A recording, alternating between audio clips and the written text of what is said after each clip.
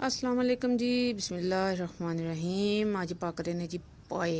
पाए यानी फुट हैं जी, कटे के गाय के पाए हैं जी।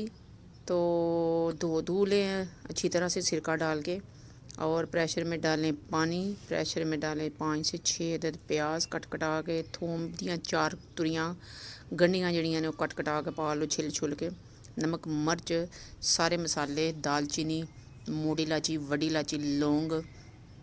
उस तो बाद सारा कुछ डाल डूल के, टमाटर तुम पहले भी पा सकते हो, स्टीम के नाल बाद भी पा सकते हो। तो इसको 40 से 45 मिनट दे दें स्टीम। उसके बाद सीटी उतारें और ये आपके सामने है। तो इसमें साथ ही ऑयल डाल दें, और ऑयल डाल के ताकि पानी भी खुश्क हो जाए और आपका वो जो है पाए वो भी जो है आपके वो गल गुल जाएँ और भुन भन जाएँ। सज्जे खब्बे इन्हों मार मूर लो, बहुता नहीं मारना, नहीं कि हड्डियाँ वखरियां हो जानियां ने ते गोश्त वखरा हो जाना।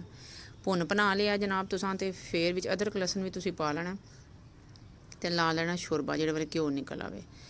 तो अच्छी तरह जो है इसको भुना चाढ़ना है आपने, थोड़ा थोड़ा बालना। जिस तरह मैं पाया तो हड्डियाँ वखरियां हो गई ने ते गोश्त वखरा हो गया, गल गुल गए हैं। और जब गड़क गुड़क आ जाए, पानी पक जाए, तो इसमें आप धनिया, हरियाँ मिर्चाँ और मेथी डाल के इसको गार्निश करें, सजाएं। क्योंकि धनिया वगैरह आंडी आंडी लगती नहीं, आंडी सजती नहीं। तो आप इस तरह धनिया और जो है वो मेथी डाल के इसको इसको सजावट की इसकी कर लें, ठीक है।